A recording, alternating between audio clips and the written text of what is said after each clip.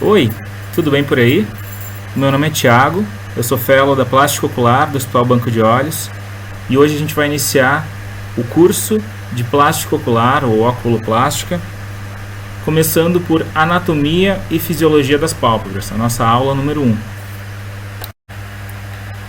Então vamos lá. As pálpebras têm múltiplas funções. Elas atuam na proteção do globo ocular, como uma barreira mecânica contra traumas ou agentes nocivos.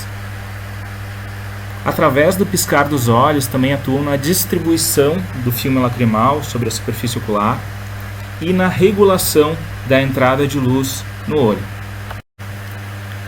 Na posição primária do olhar, em pacientes adultos, a pálpebra superior cobre 2 milímetros o limbo superior. Essa é a posição normal da pálpebra.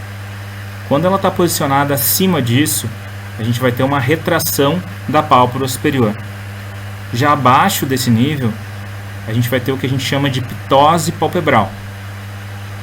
Na pálpebra inferior, de maneira semelhante, a pálpebra inferior ela vai tangenciar o limbo inferior na sua posição normal. Quando a pálpebra inferior estiver posicionada abaixo disso, a gente vai ter a retração palpebral inferior. Nessa situação, a gente vai poder visualizar, inclusive, a esclera abaixo do limbo. Então, a gente vai ter o que a gente chama de scleral show. Esse é um termo que a gente vai usar muito no ambulatório. A fenda palpebral horizontal mede de 25 a 30 milímetros. Ela é medida do canto medial até o canto temporal. Já a fenda palpebral vertical é menor, mede de 9 a 11 milímetros. Traçando uma linha horizontal a partir do canto medial, a gente pode observar que o canto lateral é mais alto que o medial. A distância margem reflexo, ou MRD, do inglês Margin Reflex Distance, é uma medida muito importante dentro da semiologia palpebral. O MRD1, ou MRD superior, é a medida da margem palpebral superior até o reflexo pupilar. Já o MRD2, ou MRD inferior, é a medida do reflexo pupilar até a margem palpebral inferior. A fenda palpebral é a soma do MRD1 com o MRD2. O MRD1 mede em geral 4 a 5 milímetros e o MRD2 5 a 6 milímetros. Existem várias linhas de referência dentro da oculoplástica. A principal delas é o sulco palpebral superior, ou prega palpebral superior, importante nas cirurgias de ptose palpebral, de blefaroplastias, de calásio de via anterior e até mesmo nas cirurgias de acesso à órbita. O sulco palpebral inferior é bem menos importante, muitas vezes apagado, não visível. O sulco nasojugal ele é importante nas cirurgias de dacrocistorrinostomia, utilizado para fazer a marcação da incisão. Falando um pouquinho mais sobre o sulco palpebral superior. Ele está localizado 8 a 12 milímetros da margem da pálpebra superior. Ele é mais alto em mulheres e em pacientes da raça branca. Ele é formado pela inserção subcutânea das fibras da aponeurose no músculo levantador da pálpebra superior. E é por isso que em pacientes que não têm esse músculo bem formado, como os pacientes com ptose congênita, o sulco palpebral vai estar apagado ou ausente.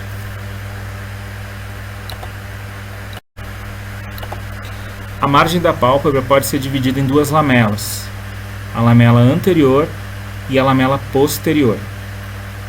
Na lamela anterior, nós temos pele e músculo orbicular. Já a lamela posterior é formada pelo tarso, com os orifícios das glândulas de meibômios e conjuntiva. É importante saber que existe uma pequena linha que divide essas duas lamelas, chamada de linha cinzenta, que nada mais é do que o músculo de Riolan, que é uma especialização do músculo orbicular, que é um músculo estriado, mas por ser uma fina faixa de músculo, se comporta como um músculo liso. A pele da pálpebra é considerada a pele mais fina de todo o corpo, sendo que a medial é mais fina do que a temporal. Ela tem pouco ou nenhum tecido subcutâneo e apresenta frouxa adesão a tecidos subjacentes, o que vai fornecer a ela uma grande amplitude de movimento e uma tendência a acumular líquido livre, sendo um edema palpebral bastante comum. Os cílios são mais longos e mais numerosos na pálpebra superior. Eles varrem as partículas do ar para longe do olho. Na pálpebra superior, a gente encontra 3 a 4 fileiras de cílios, totalizando 100 a 200 cílios. E na pálpebra inferior, 1 a 2 fileiras de cílios, com um número de 50 a 100 cílios. O ciclo desses cílios é de 3 a 5 meses. O músculo orbicular é inervado pelo sétimo par, nervo facial. Possui 2 porções, a porção orbital, que é responsável pelo fechamento forçado e blefaroespasmo, e uma porção palpebral, que é dividida em 2 porções pré-tarsal e pré-septal, de interna para externa, que é responsável pelo fechamento forçado e involuntário. O tarso é o principal responsável pela sustentação das pálpebras. Ele é composto por tecido conjuntivo fibroso e denso. Contém as glândulas de meibômios, em número de 30 a 40 na pálpebra superior e de 20 na pálpebra inferior. A espessura do tarso é a mesma na pálpebra inferior e na pálpebra superior, ou seja, de 1 a 1,5 mm. O comprimento da pálpebra superior é maior do que a pálpebra inferior. Na pálpebra superior, o tarso tem 10 mm e na pálpebra inferior de 4 a 5 mm. Os tendões cantais também são estruturas de sustentação. O tendão cantal lateral se insere no tubérculo de Whitnell. Não confundir tubérculo de Whitnell com ligamento de Whitnell. O tendão cantal medial se divide em 2 porções, as porções profunda e superficial. Essas porções abraçam o saco lacrimal. A porção profunda vai se inserir na crista lacrimal posterior, no osso lacrimal, e a porção superficial se insere na crista lacrimal anterior, no processo frontal do osso maxilar. O septo orbitário é considerado uma barreira protetora. Ele é uma camada fibrosa, inelástica, multilaminar. Ele separa a pálpebra do conteúdo orbitário, ou seja, é uma barreira extremamente importante. O que for anterior ao septo é pálpebra e o que for posterior ao septo é a órbita.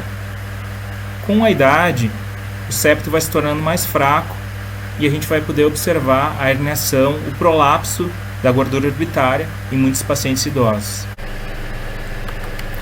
RUF e SUF são gorduras pré-septais, são estruturas palpebrais na frente do septo. RUF é uma sigla que significa gordura retroorbicular. Está localizado posterior à interdigitação dos músculos frontal e orbicular. E ela é contínua com o subcutâneo espesso do supercílio. SUF, de forma análoga, na pálpebra inferior, significa gordura suborbicular, posterior ao músculo orbicular e tem um importante papel no descenso gravitacional da face no processo de envelhecimento. As bolsas de gordura são estruturas pós-septais, ou seja, são estruturas orbitárias dentro da órbita. Na região superior nós temos 2 bolsas de gordura, a medial e a central. E na região inferior, 3 bolsas de gordura, medial, central e lateral. Algumas considerações. Na região superior, nós não temos a bolsa de gordura lateral, porque nessa região existe a glândula lacrimal principal. Não confundir gordura pré-aponeurótica com gordura pré-septal. Não. A bolsa de gordura pré-aponeurótica é a bolsa central da pálpebra superior. Ela está atrás do septo e na frente da aponeurose do levantador da pálpebra superior. Por isso que ela é chamada de gordura pré-aponeurótica. Como a gente pode observar no desenho, existe uma estrutura entre a bolsa de gordura central e a medial da pálpebra inferior, chamada de músculo oblíquo inferior. É importante saber que o oblíquo inferior está aqui, entre essas bolsas de gordura. As estruturas que fazem a abertura da pálpebra superior, também chamado de retratores da pálpebra superior, são os músculos levantador da pálpebra superior, sigla MLPS, e o músculo de Miller, também chamado de músculo tarsal superior. Existe um terceiro músculo, o músculo frontal, que alguns autores consideram também como auxiliar na abertura palpebral, mas eu não coloquei aqui porque é um pouco controverso. Alguns autores consideram, outros não. Bom, o principal músculo é o levantador da pálpebra superior, que tem uma função em média de 15 milímetros, sendo que a partir de 8 já é considerada uma função boa. Esse músculo é um músculo estriado, inervado pelo óculo motor, o terceiro par craniano, e tem duas porções.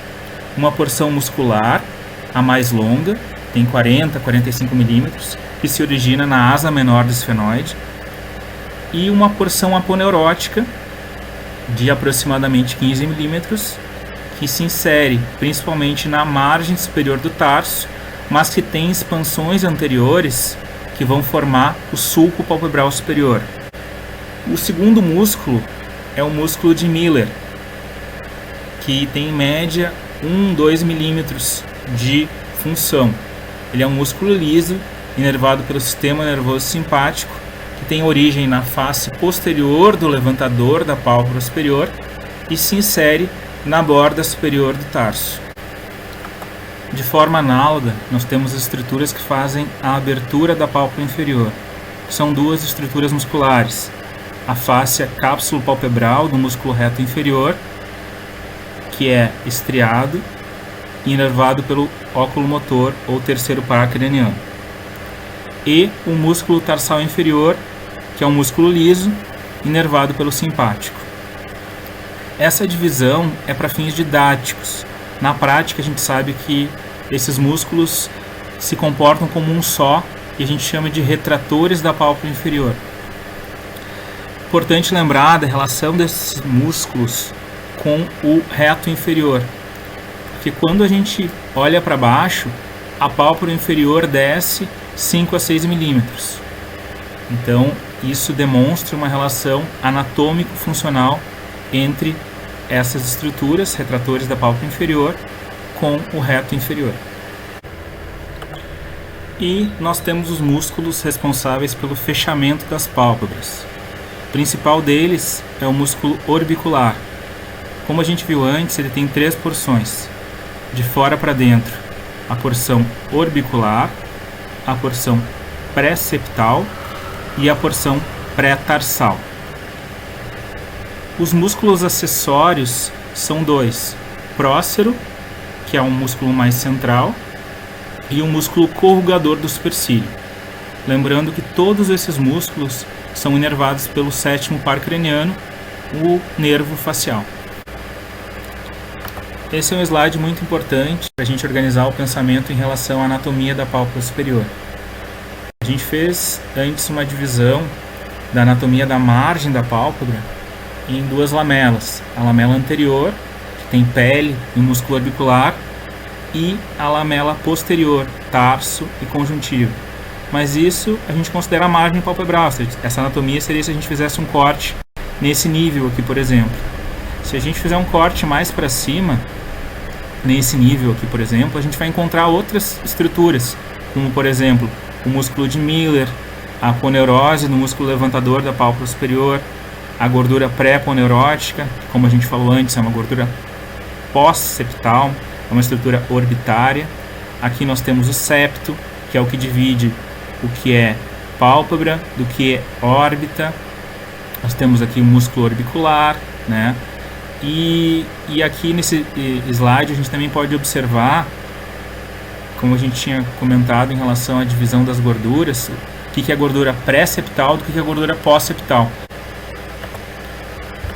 De forma semelhante, na pálpebra inferior, nós temos aquela divisão clássica em lamela anterior e lamela posterior ao nível da margem palpebral, mas mais inferiormente nós temos aquela relação comentada anteriormente entre o reto inferior e os retratores da pálpebra inferior, que faz com que, quando a gente olhe para baixo, quando o olho se mexa para baixo, a pálpebra inferior desça 5 a 6 milímetros.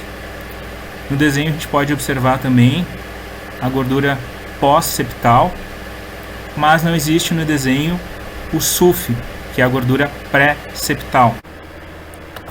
Em relação à inervação sensitiva, o mais importante é que se saiba duas coisas: que toda inervação da pálpebra é dada pelo nervo trigêmeo, e segundo, os ramos que fazem a inervação são os ramos oftálmico e maxilar, que o ramo V3, o mandibular, não faz parte da inervação sensitiva das pálpebras. A gente tem subdivisões desses ramos. A gente tem o V1, a gente tem os ramos supraorbital, supratroclear, infratroclear, nasociliar, que estaria mais inferiormente aqui, e o lacrimal. E no ramo maxilar, nós temos os ramos zigomático temporal, ramos zigomático facial e o ramo infraorbital. Então são 5 ramos no V1 e 3 ramos no V2. Esses fazem a inervação sensitiva da pálpebra. Vascularização arterial das pálpebras é feita por ramos da carótida externa e interna. Ramos da carótida externa são as artérias facial, temporal superficial e infraorbital. E da carótida interna, as artérias lacrimal, frontal, supraorbitária e dorsal do nariz. Existem anastomoses importantes entre essas artérias, que vão gerar as arcadas marginais, que são essas mais próximas da margem das pálpebras, e as arcadas periféricas, que são mais profundas e na pálpebra superior se encontram junto à borda tarsal superior e na pálpebra inferior na borda tarsal inferior. Algumas artérias são importantes que devem ser comentadas. A artéria angular é uma artéria que costuma sangrar muito em cirurgias de dacrocistorrinostomia e é importante que se saiba dela. A vascularização venosa da órbita dos tecidos perioculares ela é mais complexa. Não vou comentar em detalhes, mas é importante que se saiba dessa divisão entre pré-septal e pós-septal.